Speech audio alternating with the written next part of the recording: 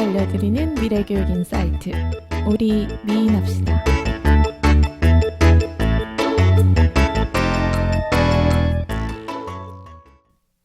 안녕하세요. 저는 교육공학계의 차기 셀럽 윤성입니다. 안녕하세요. 저는 교육공학계의 크리에이터 장지은입니다. 네, 안녕하세요. 저는 교육공학계의 핵인싸 임현진입니다. 안녕하세요. 저는 놀러왔다 놀러앉은 임지영입니다. 우리가 저번 에피 때 어떻게 소개했냐면 놀러 왔다가 놀러 가버린. 이번엔 놀러앉은 걸로. 왜 놀러 가셨다가 못 오셨나요? 해명하세요. 사실 그때 제가 좀 굉장히 신나는 마음으로 놀러 가려고 계획은 세웠는데 저희 언니가 비행기표를 끊었어요. 그래서 언니 나는 제가 먼저 일찍 오기로 했거든요. 그래서 언니 나는 언제 돌아올 거니까 그때 비행기표를 끊어줘라고 했는데 의사소통이 잘못됐나 봐요. 그래서 언니가 다음 날을 해놨더라고요. 저 공항 가서 표 달라고 했는데 너 내일이잖아. 왜 벌써 왔니? 막 그렇게 얘기해서 돌려보내지고 네, 그러고 돌아왔습니다. 그래서 저희가 지난주에 되게 허전할 줄 알았는데 그래가지고 약간 좀 뭔가 마음에 불안한 게 느껴지는 거예요. 이분들이 제가 없이도 이렇게 재밌게 하시면 내가 필요 없어지는 건 아닌가. 그래서 빨리 돌아왔습니다. 네, 그래서 눌러 앉았습니다. 오늘 이제 본론으로 들어가야죠. 오늘은 뭘 얘기를 할 거냐면 디지털 교과서에 대해서 이야기를 하려고 합니다. 저희가 지난주에 이제 AR, VR 이런 얘기들을 했는데 사실은 그 주제랑 같이 좀 일맥상통하는 부분도 있고 연결 지점들이 있어서 저희가 디지털 교과서에 대한 주제를 정해봤고요. 디지털 교과서 써보셨나요, 다들? 학습자로서 써본 적은 없고 이제 샘플 같은 걸로 좀 받아서 써본 적은 있죠. 네, 저도 이번에 나온 거 그거 샘플 한번 봤어요. 네, 저는 바야흐로 한 8년 전에 디지털 교과서 초기 단계 때 네, 뭐 테스트 연구 때 받고 지금 이제 제가 좀 업데이트가 안 되어 있네요. 네. 그러면 이제 디지털 교과서라는 게 뭔지부터 좀 간단하게 소개를 드리고 이제 또 이야기를 이어가야 될 것 같은데 그 디지털 교과서를 이제 초창기에 써보셨다고 하셨잖아요.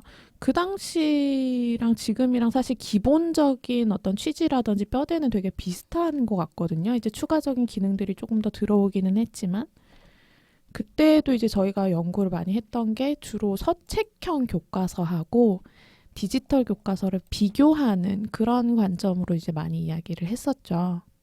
그러니까 서책형 교과서, 우리는 사실 다 서책형 교과서 시대잖아요. 책으로 된 교과서 시대. 심지어 흑백 교과서 시대 아닙니까, 우리는? 흑백을 경험을 했었던 것 같기도 하고요. 정말? 컬러도 경험했었나요? 저는 컬러로만 공부했는데요. 저도 컬러로 했는데. 정말? 이게 그 풀 컬러가 있고 어. 이제 2도 인쇄가 있고 3도 인쇄가 있고 뭐 네, 1도 인쇄가 이렇게 있고 있죠. 그런데 어쨌든 컬러가 있었는데요, 저는. 좀 풀 컬러였는데요. 정말? 저는 앞에 3장 정도만 컬러였는데요.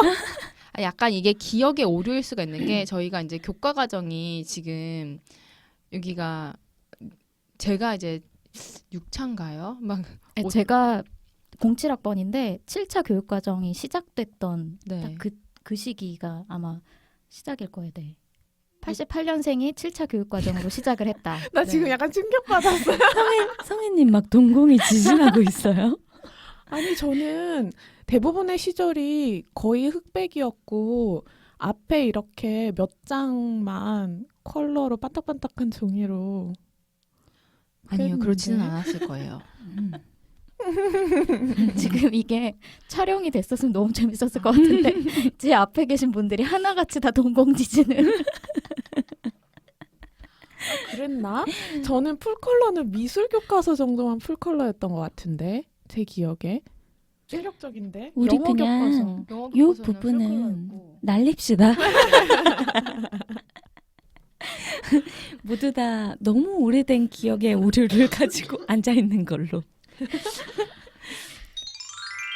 근데 이제 중요한 건 지금 흑백이고 깔라고 얘기를 맞아, 하는 게 맞아. 아니라 이제 서책형 교과서의 시대를 우리는 대부분 살았는데 지금은 디지털 교과서라는 게 꽤 많이 이제 보급이 되려고 하고 있고 이제 그런 상황인 거죠. 근데 이 디지털 교과서라고 하는 게 사실은 서책형 교과서 그대로를 이제 디지털에 옮겨놨다라는 개념보다는 큰 개념인 것 같아요. 그쵸? 그래서 이 내용을 단지 그대로 비슷한 형태로 이 디지털 디바이스로 볼 수 있게 제공을 하는 거를 넘어서서 뭔가 이제 용어 사전이라든지 아니면 뭐 동영상이나 이런 컬러 사진이나 이런 다양한 멀티미디어 자료 그리고 평가 문항 보충학습, 심화학습 자료 이런 것들이 이제 추가로 들어가 있는 이런 형태를 이제 디지털 교과서로 개발을 캐리스에서 이제 주도적으로 하고 있는 거죠. 그래서 지금 같은 경우에도 이 디지털 교과서라고 하는 것이 공식적인 어떤 교과서로 인정을 받고 있고요. 그래서 현장에서 지금 원한다면 다 사용을 할 수 있는 그런 상황으로 저는 알고 있거든요. 그런데 그 검색 기능이 되고 그리고 자료를 거기서 찾아볼 수가 있잖아요. 그런데 요즘 아이들이 정말 많은 정보를 얻고 검색을 하는 것을 인터넷을 활용해서 한단 말이에요. 그런데 인터넷 안에는 정말 선별되지 않은 너무 많은 정보들이 있잖아요. 그런데 그 디지털 교과서에서 선별된 교육 자료들을 제공을 해주고 자기가 더 이것을 뭐 공부하고 싶다든지 이것에 대해서 더 알고 싶다든지 그다음에 교육 자료라든지 이런 것들이 이렇게 따로 선생님들이 또 막 준비해가지고 나눠주거나 하지 않더라도 아이들이 그 안에서 그걸 다 할 수 있다는 것이 큰 장점이고 그리고 선별된 교육 자료를 제공한다는 점도 되게 좋은 그 포인트가 되는 것 같아요. 그리고 이제 저희가 지난 시간에 이제 AR, VR 이야기를 했는데 사실 올해 디지털 교과서에 대한 뭔가 기사들이나 이런 거를 살펴보면 최근에 디지털 교과서에서 가장 좀 핵심적으로 이야기를 하고 있는 것이 그런 가상현실이나 증강현실 같은 컨텐츠를 이제 추가적으로 수록을 했다라는 지점에서 되게 많이 얘기를 하고 있더라고요. 저도 이제 AR, VR 컨텐츠를 직접 제가 해본 거는 아니고, 이제 유튜브에서 디지털 교과서를 실제로 이제 활용하시는 선생님들이 올려놓은 영상 같은 거는 저도 많이 봤거든요. 근데 보니까 그 AR 컨텐츠를 이제 제가 샘플로 올려둔 거를 봤어요. 그랬더니 이제 새가 나오고, 이제 뭐 AR은 주로 프린트 해가지고 이제 그거를 마커를 비추면 이제 AR 그 현실을 볼 수 있게 주로 많이 활용을 하잖아요. 그래서 이것도 마찬가지로 디지털 교과서에서 프린트할 수 있는 마커 이제 파일을 제공을 하고 그거를 프린트를 해가지고 디바이스로 이제 비춰보면 새가 이렇게 움직이면서 이제 내용을 전달하는 이런 거를 제가 샘플로 좀 찾아봤습니다. 아, 그리고 아까 이게 서책형 교과서와는 다르다라고 말씀을 하셨는데 이제 저는 교육에서 테크놀로지가 활용될 때에 좀 뭐라 그래야 될까? 교육에서 테크놀로지가 활용될 때 무엇이 다른가라고 한다면 예전에는 제공할 수 없었던 무언가 새로운 경험들을 제공해 주기 때문에 테크놀로지가 활용이 된다라고 생각을 하거든요. 근데 이제 AR, VR 같은 경우에도 그랬지만 이 디지털 교과서에서 굉장히 중요한 부분이 저희가 예전에 그 미래 학습자 역량을 얘기할 때 이제 다루었던 그런 협력을 지원한다는 것도 디지털 교과서의 굉장히 중요한 부분인 것 같아요. 그래서 현재 이제 디지털 교과서를 보면 학급 단위의 커뮤니티에서 디지털 교과서를 통해서 협력을 할 수 있도록 지원을 하고 있는데 그게 이제 학급 안에서 뭐 모둠 활동을 지원을 하게 한다거나 아니면 이 클래스 전체 학생들이 서로의 뭐 어떤 문제에 대한 답변을 달았을 때 그런 것들을 서로 공유해서 보게 한다거나 아니면 교사들이 학생들이 다른 뭐 이런 달아둔 답변들을 확인을 할 수 있게 한다거나 하는 이 학급 안에서 이루어지는 여러 가지 협력을 지원할 수 있는 그런 것도 이 디지털 교과서의 굉장히 중요한 기능이라고 생각이 되고요. 이게 뭐 지금은 학급 단위로 이루어지고 있기는 하지만 정말 뭐 이상적으로라면 더 큰 단위의 협력도 충분히 구현할 수 있는 것이 바로 디지털 교과서다라고 이야기할 수 있겠습니다. 네. 그러니까 처음에 이제 디지털 교과서가 막 나왔을 때 사람들이 이렇게 하면 너무 그런 친구들끼리의 인터랙션이라든지 이런 거 너무 제한되고 오히려 너무 그 디바이스에만 인투돼가지고 그렇게 협력이라든지 실제적인 경험이라든지 이런 거 너무 제한하는 거 아니야? 이런 이슈들이 되게 많이 거론됐었잖아요. 근데 오히려 그런 것들을 더 적극적으로 도울 수 있는 그런 포인트들을 제공하고 거기서 진짜로 수업이 끝난 뒤에도 아이들이 가정으로까지 연결이 돼서 같이 무엇을 학습했는지 부모님과 가정에서도 같이 공유할 수 있고 근데 친구들끼리도 더 궁금한 것들이 생겼을 때 서로 토론할 수 있고 뭐 이런 장들을 지금 계속 적극적으로 만들어줘서 그런 단점으로 여겨졌던 그런 것들을 지금 극복해 나가고 있는 거죠. 그러니까 공부를 할 때 그러니까 이루어질 수 있는 굉장히 많은 활동들이 다 디지털 교과서 안으로 통합되고 있다라고 봐도 사실 뭐 크게 무리는 아닌 것 같아요. 물론 다른 활동도 많겠지만. 그러니까 사실은 디지털 교과서가 어떤 디바이스를 뭘 쓰냐 이게 중요하다기보다는 결국 디지털 교과서를 통해서 인터넷과 연결이 되고 클라우드랑 연결이 되기 때문에 학생들이 자기 아이디로 이제 로그인을 하게 되면 결국은 그 학습의 기록들도 다 전자적인 형태로 저장이 될 수가 있고 그런 것들을 통해서 이제 뭐 디지털 교과서에서 제공을 하고 있는 커뮤니티 뭐 위두랑이라는 이름의 커뮤니티를 제공을 하고 있는데 이제 여기서 다른 친구들과 협력도 하고 자료 공유도 하고 그리고 같이 뭔가를 만들어내기도 하고 이런 식으로 연결이 될 수 있다라고 하는 측면에서 되게 또 예전에 선책형 교과서에서는 할 수 없었던 되게 중요한 기능이라는 생각이 듭니다. 네.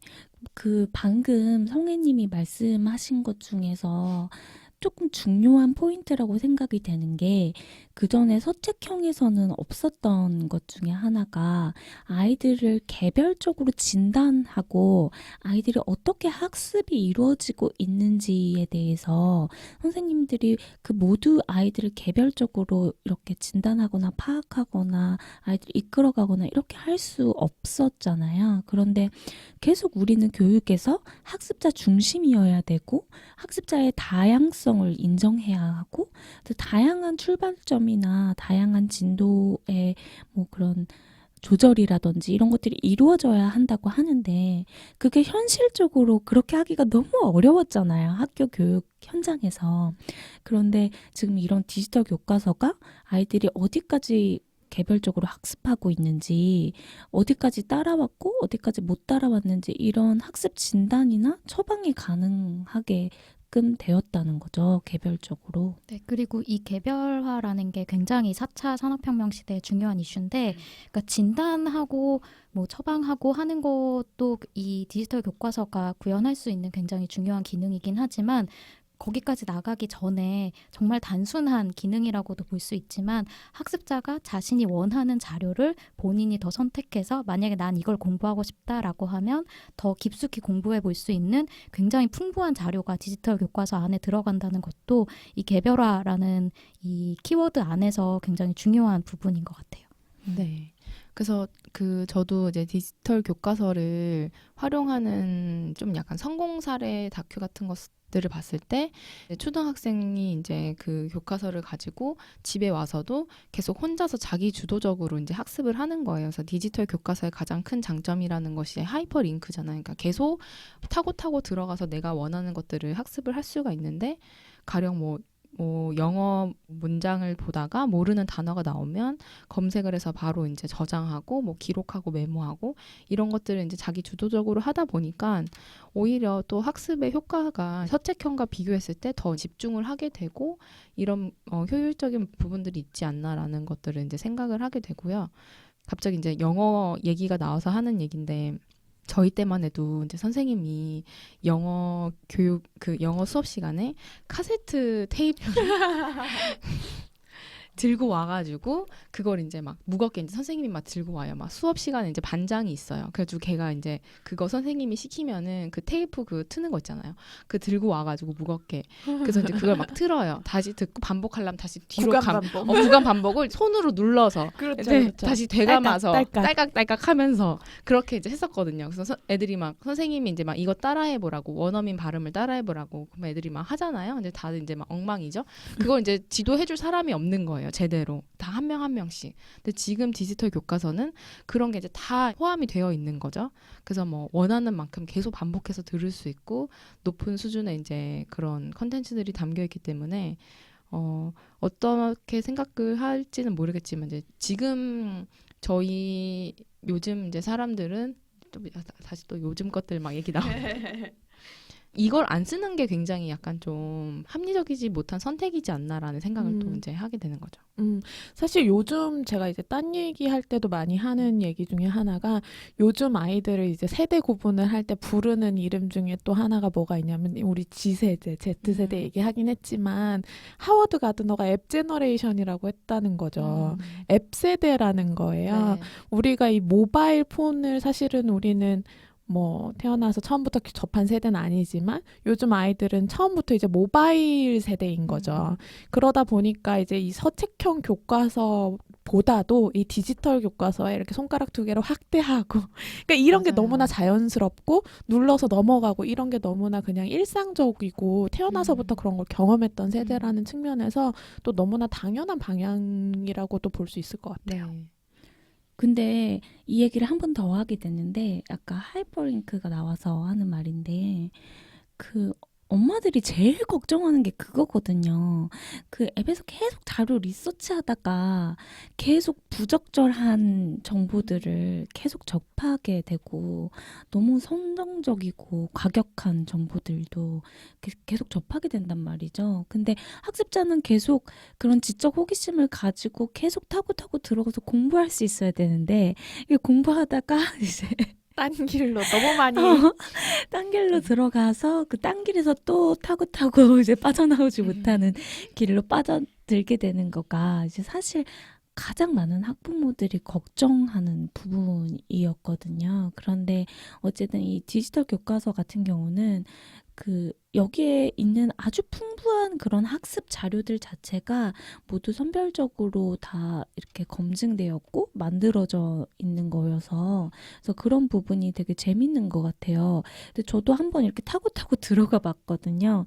근데 동영상 같은 것들도 되게 잘 만들어 놨더라고요. 학습 동영상들, 학습 지원 자료들 뭐 이런 것들도 되게 잘 만들어져서 아카이빙이 되어 있어가지고 그래서 학습자들이 궁금해서 그거를 타고 들어가도 계속 더 좋은 자료들을 계속 경험할 수 있다는 게 참 좋은 점인 것 같아요. 그리고 이제 비슷한 맥락이어서 제가 이어서 이야기를 소개를 좀 해드리면 사실은 이 디지털 교과서를 활용한다라고 했을 때 이제 교사들 그리고 많은 경우에 학부모들이 굉장히 부작용 같은 걸 많이 우려를 하시잖아요. 이제 그 중에 하나가 이거 너무 인터넷 중독되고 이 디바이스에 중독되고 이러는 거에 대한 우려를 많이 하셨었어요. 그래서 이제 이 캐리스라는 곳에서 실제로 그런 이제 증상들이 부작용들이 발생하는가에 대한 연구를 한 사례가 있었거든요. 그거를 제가 좀 읽어봤는데 이제 연구는 이런 식으로 했어요. 그러니까 일반 청소년, 그러니까 디지털 교과서를 사용하지 않는 집단, 그리고 디지털 교과서를 사용하는 집단으로 이제 구분을 해서 조사를 했고요. 그래서 그 일반 청소년과 디지털 교과서를 이제 활발하게 1년 이상 사용하고 있는 이제 연구학교에 다니는 학생들을 비교를 한 거예요. 그래서 이 두 집단들이 실제로 인터넷 이용 시간이 평균적으로 어느 정도가 되는지 이런 것들을 이제 조사를 했어요. 근데 실제로 연구를 해봤더니 디지털 교과서 연구학교에 다니는 학생들보다 그러니까 디지털 교과서를 수업 시간에 적극적으로 활용하는 학생들보다 일반 청소년의 인터넷 활용 시간이 약 2배 이상 많은 걸로 나타났습니다. 그러니까 오히려 그 인터넷 중독에 대한 우려가 디지털 교과서를 활용하는 학생들에게 덜 나타나는 그런 현상을 보였다고 할 수가 있는데요. 사실 이거는 이 연구에서는 이거를 어떻게 해석하느냐는 좀 열린 결말인 것 같아요. 근데 그리고 또 한 가지 이제 결과가 뭐가 나왔냐면 스마트폰 디바이스 중독률도 조사를 했어요. 그랬더니 디지털 교과서 연구학교 학생들의 스마트폰 중독률이 오히려 5%포인트 더 낮은 걸로 일반 집단들보다 이렇게 나타났거든요. 근데 이거에 대해서 이제 왜 그럴까라는 거를 생각을 해봤을 때 이제 여러 가지 가능성이 있을 수는 있겠지만 실제로 이제 수업 시간에 이 디바이스를 가지고 수업을 하는 경우에는 너무나 자연스럽게 교사가 디바이스를 어떤 식으로 사용해야 되는지에 대한 처방을 계속 하게 된다는 거죠. 자연스럽게. 뭐 이렇게 뭐 자세 같은 것도 이야기를 해준다든지 뭐 이렇게 활용을 해라라는 거라든지 이렇게 이런 것들이 이제 많이 자연스럽게 노출이 되다 보니까 이 미디어에 대한 교육이 또 같이 이루어지지 않았나라는 생각도 해볼 수가 있을 것 같아요. 이런 것도 있을 것 같아요. 이 디바이스 자체가 그 전에는 그냥 이렇게 게임이나 흥미나 자기의 이런 거를 하는 도구인데 이게 이렇게 학습 도구로 쓰일 수 있다라는 거에 대한 인식 개선 같은 것들도 있어서 그러니까 이것을 그냥 단지 그냥 나의 흥미를 채워주는 도구다의 이상의 범주로 얘를 여기게 되지 않을까 하는 생각이 들어요. 네, 저도 같은 맥락에서 얘기를 하려던 참이었는데 이 디지털 교과서를 만들어서 이제 배포를 하는 이유가 이제 뭐 저희가 지금까지 얘기했던 여러 가지 뭐 교육 효과를 노리는 것도 있지만 그 중에 한 가지가 디지털 기기를 어떻게 활용하는지에 대한 그러니까 적절히 활용하고 잘 활용할 수 있는 그런 스킬을 길러주는 것도 이 디지털 교과서의 활용 목적인데 바로 그런 점에서 또 뭐 인터넷 중독이 오히려 줄어들었다거나 아니면 이 기기가 학습이라는 것을 할 수 있는 기기다라는 것을 배운다거나 하는 것도 분명히 좀 그런 측면에서 노릴 수 있는 효과인 것 같아요. 그리고 이제 디지털 교과서에 대한 뭐 우려가 사실은 많았는데 그 중에 또 한 가지가 뭐였냐면 이거 너무 디바이스를 계속해서 쳐다보고 하다 보니까 신체적으로 건강에 좀 악영향을 미치지 않을까라는 우려가 사실은 뭐 한 2000년 중후반에 되게 많았어요. 요즘에도 그런 생각을 갖고 계시는 분들이 뭐 없지는 않을 것 같은데 그래서 이제 캐리스에서 그거 관련한 연구도 했거든요. 그래서 건강 관련 역기능 문제, 우리가 생각할 수 있는 이 스마트 디바이스를 활용함으로써 발생할 수 있는 건강의 역기능이 뭐 주로 안구 건조증 같은 이제 그 눈과 관련된 증상, 그리고 뭐 뇌활성 정도 이런 것들에 이제 관심을 가지고 연구를 한 거였어요. 그랬더니 일단 문헌 연구를 해서 이제 생각을 해봤을 때는 뭐 안구 관련, 눈 관련 증상, 근골격계 관련 증상, 전신 관련 증상, 피부 관련 증상 이런 것들이 이제 잠재적으로 나타날 수 있다라고 이야기를 했고요. 그리고 이제 심리적인 증상으로 학업 소진 증상, 학업 스트레스 증상 이런 것들이 이제 나타날 수 있다라는 거는 이제 문헌을 통해서는 우리가 생각을 해볼 수 있는 문제였고요. 그리고 여기서는 이제 문헌 조사만 한 게 아니라 실제로 디지털 교과서를 1년 이상 활용했던 학생들 대상으로 좀 면담을 해본 거였어요. 그랬을 때 지금까지는 학생들이 뭔가 신체적이거나 심리적인 불편함은 거의 많이 느끼지는 않는 상황이라고 이제 결론을 내릴 수가 있었고요. 그렇지만 물론 이제 디지털 교과서를 장시간 많이 사용을 한다고 가정했을 때는 이런 것들이 잠재적으로 부작용들이 나타날 수는 있다라고 이제 볼 수는 있을 것 같아요. 그리고 또 한 가지 했던 것이 디지털 교과서를 사용할 때 전자파가 얼마나 나오는가 이거를 또 실제로 조사를 한 거예요. 측정을 해봤겠죠. 그랬더니 디바이스랑 거리가 급속히 가까워질 때는 전자파의 수치가 많이 올라갈 수 있다. 라고 하는 게 이제 나타났어요.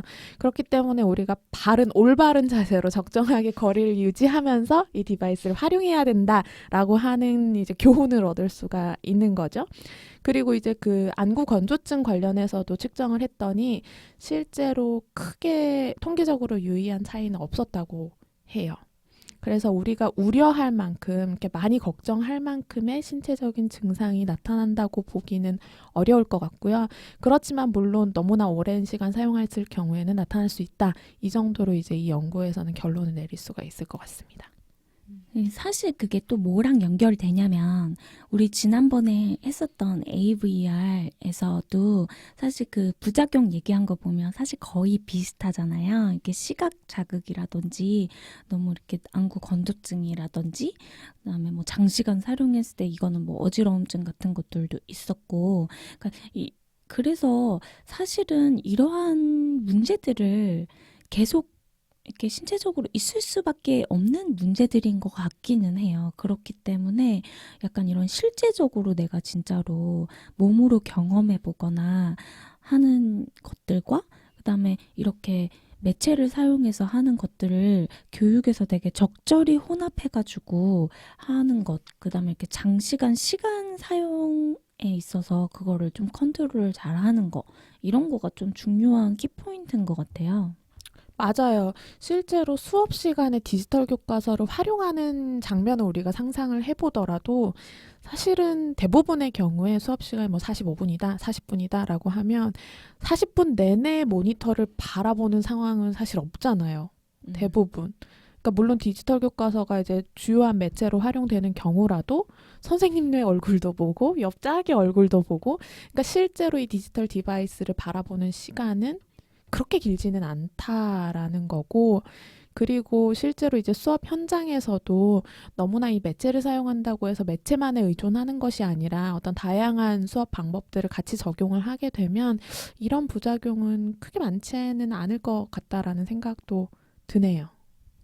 저는 방금 그 얘기가 되게 좋다고 생각하는데, 그러니까 이 디지털 교과서를 활용을 하는데 디지털 교과서만으로만 수업을 하는 게 아니라 우리 정말 다양한 교수 방법이 있잖아요. 정말 다양한 방법으로 우리가 교육을 해야 하잖아요. 그러니까 여러 가지 뭐 토론, 토의 뭐 이런 것들도 그냥 뭐 그 디지털 교과서를 활용해서도 물론 할 수 있지만 그 이외에도 우리가 같이 막 토론한다든지 토의한다든지 뭐 이런 여러 가지 또 다양한 교수 방법들을 활용해서 수업이 이루어진다면 좋을 것 같아요. 그러니까 디지털 교과서를 가지고 이게 중심이 되는 수업이 아니라 이 디지털 교과서는 그냥 정말 보조 자료 중에 다양한 보조 자료 중에 하나인 거죠. 그렇죠. 네. 그리고 지금 뭐 저희가 이제 그 정책 같은 거를 정확히 뭐 다 자세하게 설명드린 건 아니었는데 이제 모든 교과서를 전 학년이 디지털 교과서를 쓰는 것은 아니고 지금 이제 시범적으로 뭐 초등학교 3, 4학년부터 뭐 어떤 그 사회과학 뭐 영어 뭐 이런 교과목들을 좀 선택적으로 쓰고 있기 때문에 그러니까 전 과목을 디지털 교과서로 한다는 의미는 아니고 그냥 일반 서책형으로 공부할 때 늘 이렇게 어려움을 느끼거나 부족함을 느꼈던 교과목들을 이제 중점적으로 보완하기 위해서 디지털 교과서가 개발됐고 활용을 하고 있는 거니까 뭐 그런 부작용보다는 학습적으로 더 효과가 더 크지 않겠나라는 생각을 하게 됩니다. 그러니까 이게 순차적으로 지금 개발이 되고 있는 단계인 것 같아요. 지금 2015 개정교육과정이 이제 적용이 되는 게 이제 순차적으로 이제 되고 있잖아요. 그냥 학년별로 이렇게 되고 있어서 교과서도 마찬가지로 2015 개정 교육과정에 맞는 교과서가 지금 순차적으로 개발이 되고 있고 그리고 이제 교사들이 선택을 또 하실 수가 있는 거죠. 그러니까 모든 수업에서 내가 디지털 교과서를 쓰겠다. 뭐 이럴 수도 물론 있겠지만 내가 어떤 교과서 어떤 시간에 이렇게 쓰겠다. 어떤 부분에서 쓰겠다라고 이렇게도 활용할 수 있기 때문에 뭐 자율성이 지금은 좀 있는 상황인 것 같습니다. 그래서 디지털 교과서가 실제로 효과가 있는가 이런 것도 사실은 연구가 많이 되기는 했어요.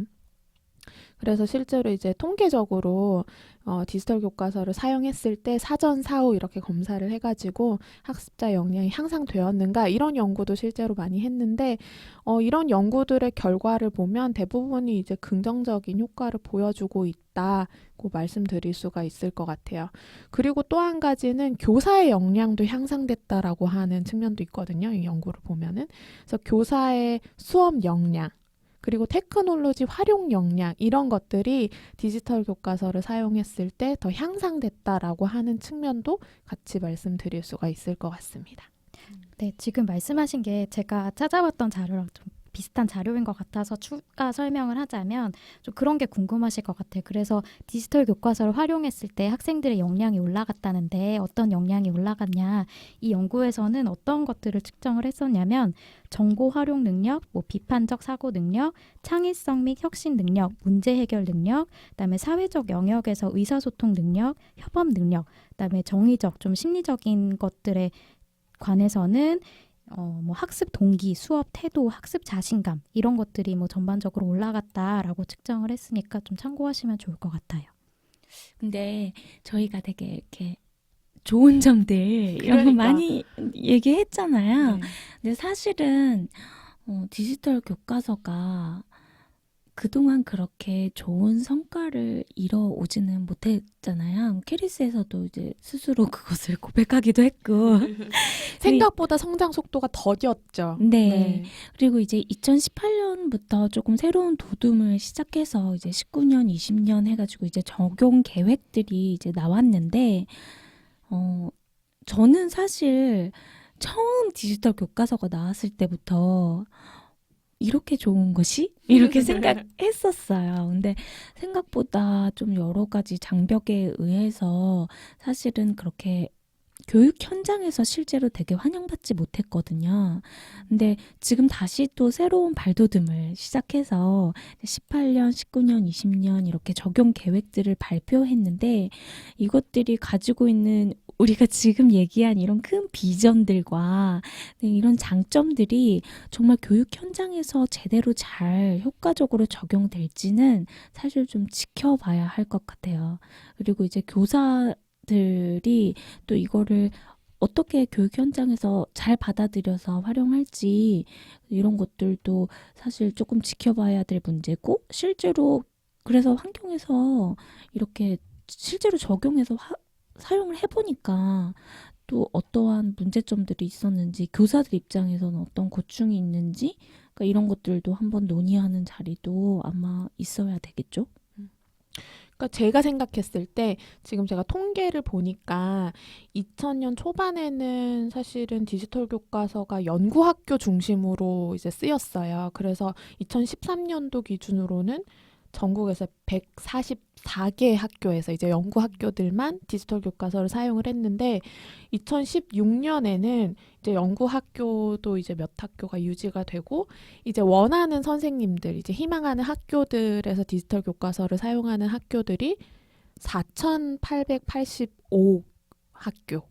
그러니까 굉장히 많이 급증을 했어요. 그러니까 초창기랑 지금이랑 비교했을 때 상당히 좀 더딘 성장을 보이던 시기가 오랫동안 지속이 되다가 최근에 이제 많이 급증을 한 이유를 생각을 해보면 저는 이제 한 두 가지 정도 이유가 있을 것 같아요. 첫 번째는 좀 교사들의 인식 문제, 인식이 좀 많이 개방적으로 바뀐 문제가 있을 것 같고 두 번째는 아무래도 좀 인프라가 개선된 점 그리고 디바이스의 가격이 좀 떨어지고 있는 거 이런 것도 영향을 많이 미치지 않았을까라는 생각이 듭니다. 요즘에 사실 디바이스들의 가격 되게 많이 떨어졌잖아요. 예전에 비하면. 맞아요. 맞아요.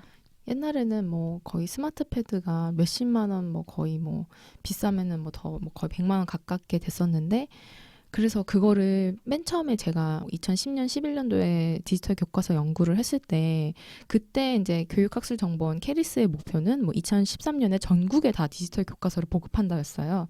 자꾸 이게 매년 늦어지는 거예요. 이제 결국은 이제 그런 디바이스의 보급이 어려워서 그렇다라고 얘기를 들었는데 뭐 여러 가지 문제도 있었지만 지금은 이제 그러한 예산 면에서 많이 절감이 돼서 보급이 가능해지지 않았나라고 생각이 들기도 하고요.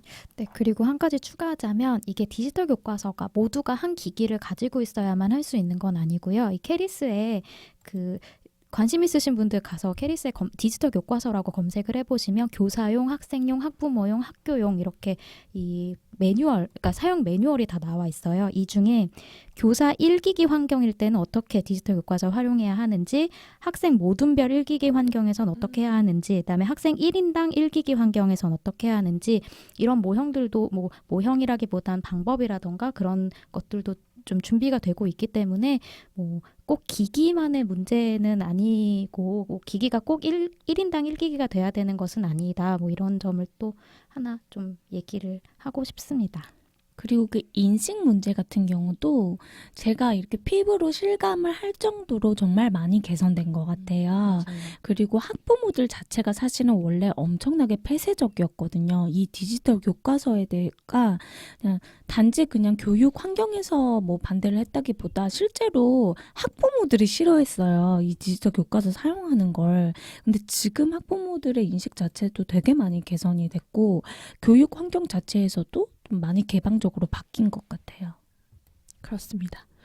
그러면 이제 뭐 저희가 사실은 뭐 학교 현장에서 학생들을 가르치는 사람이 없어가지고 다음번에 한번 모셔와야 되겠네요. 그러니까요. 네. 학교에서 쓰고 계신 분들의 이야기를 또 많이 들려드리면 좋을 것 같다라는 생각이 들긴 하네요. 왜냐면은 아직도 아마 학교 현장에서 느끼는 그 불편함이라든지 더 개선돼야 될 점이 많을 것 같긴 하거든요. 사실 뭐 지금 뉴스로도 좀 간간히 나오고 있긴 한데 여전히 이게 뭔가 자료들이 통합이 안 돼서 교사들이 이 부분을 이제 활용을 할 때 부족한 점들이 있으신 것 같고 디바이스 보급이 아직 다 뭐 전국에 된 것은 아니고 지금 도입을 하고자 하는 학교들에서만 이제 또 단계적으로 되고 있기 때문에 여러 가지 이제 진통이 있을 것 같아요. 또 무선 인터넷의 환경이 그렇죠. 아직은 많이 열악하다 보니까 이제 그런 부분에서 이제 불편함을 토로하시는 것 같기도 하고요. 우리 다음번에 또 현장 교사 선생님 한번 모시고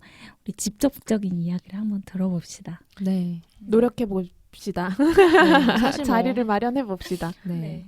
그러면 일단 저희가 말씀드릴 수 있는 부분들은 다 이야기가 됐나요? 더 하실 말씀 있으신가요? 저 디지털 교과서를 저는 사실 교육공학을 공부하기 시작한 지 얼마 안 됐기 때문에 디지털 교과서란 말을 들어본 게 굉장히 최근이었어요. 그래서 이번 기회에 디지털 교과서를 좀 해외에선 어떻게 활용이 되고 있나를 찾아보고 싶어서 디지털 교과서라고 영어로 구글에 이렇게 타이핑을 해봤더니 약간 연구 같은 게 더 많이 나오고 신뢰가 안 나오더라고요. 그러니까 안 나오는 건 아니지만 좀 찾아보기 힘들더라고요.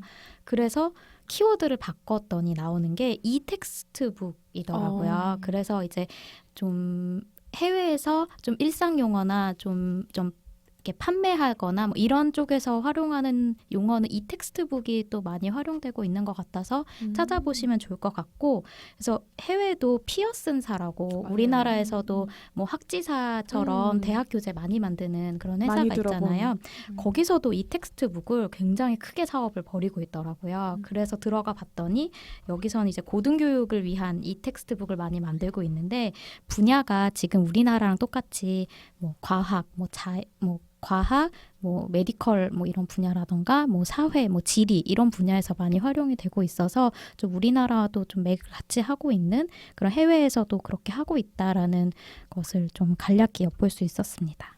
맞아요. 예전에 저희 이제 지도 교수님이 이 디지털 교과서를 많이 좀 연구를 하셨었는데 피어슨사의 그때 당시에 이제 한국 총괄 책임이었고 아시아 책임이었던 분이 이제 와가지고 이제 교수님하고 얘기를 막 나누신 적이 있었어요. 막 굉장히 막 준비를 많이 하고 있다. 뭐 다른 얘기도 막 하면서 갑자기 생각이 났네요. 피어슨사 하니까 TMI. 좋습니다. 아 그리고 이제 막 그 세계적으로 어떻게 하고 있냐고 얘기를 해가지고 그 생각이 난 건데 그 저희가 이제 2011년도에 저기 어디였죠? 그 포르투갈에서 이디미디어라는 이제 교육 관련된 교육공학 쪽에 이제 굉장히 좀 큰 학회에서 발표를 이제 디지털 교과서에 대한 발표를 하면서 한국은 이렇게 연구를 하고 있고 어떻게 추진 중이다라는 거를 발표를 했었는데 그때 이제 일본의 교육공학회 회장님이 오셔가지고 한국 너무 부럽다고 일본은 이런 거 생각도 못 한다고 그래서 왜 그러시냐고 그랬더니 애들한테 패드를 보급하면 애들이 패드를 집어 던진다면서 애들이 이상해가지고 그래서 일본은 막 못할 것 같다고 영영 못할 것 같다고 막 이런 얘기를 하셨는데 이제 궁금해서 지금 찾아보니까 일본도 뭐 2020년까지 뭐 디지털 교과서를 뭐 다 보급을 한다 막 이런 얘기가 이제 있는 것 같아요. 그리고 제가 또 이제 문득 생각이 났는데 핀란드의 초등학교를 방문을 했을 때 걔네가 스마트 교육을 어떤 식으로 하는지 궁금해서 이렇게 그 클래스를 가서 봤었는데 정말 초등학교 1학년 애들이 패드를 가지고 수업을 하는 거예요. 저희는 지금 초등학교 3, 4학년부터 도입을 시작을 하는데 그래서 약간 좀 놀랐어요. 근데 이제 그때부터 애들이 코딩을 배운다는 거예요. 그 패드 이제 스마트 수업을 하면서. 그래서 아마 그렇게 막 시간이 부족해가지고 디테일한 얘기는 못 들었는데 아마 블럭 코딩 같은 거를 패드로 배우는 것이 아닌가라는 생각을 했거든요. 네, 아무튼 다양한 곳에서 이제 전 세계적으로도 이제 그 스마트 패드를 활용한 그런 교육들이 많이 확산되고 있다라는 것들을 네, 말씀을 드립니다. 우리 코딩 교육도 다음에 또 얘기해야죠. 네. 얘기할 말 되게 많죠? 그렇죠. 또 여기 전문가 또 책도 쓰시고 그러니까요. 하셨으니까요. 저 그리고 되게 뜬금없는데 우리 캐리스에서도 한번 나와 주시겠죠? 힘써 보겠습니다. 또 듣고 계세요? 계시죠? 박사님 부탁드립니다. 듣고 계시죠? 네, 노력해 보는 걸로 하겠습니다. 저희가 이제 저희가 또 드릴 수 있는 이야기도 많지만 또 저희의 인맥을 활용해서 네. 또 굉장히 전문가 분들을 모셔서 현장의 얘기 혹은 정책의 이야기 이런 것들을 좀 더 들어볼 수 있으면 좋을 것 같고 저희가 노력해 보겠습니다. 그러면 우리 디지털 교과서에 대한 내용은 여기서 마무리를 하겠습니다. 네. 교육계의 최신 트렌드를 스피디하게 알려드리는 미래교육 인사이트. 우리 다음에도 미인할까요? 구독 미, 팔로우 미, 하트 미.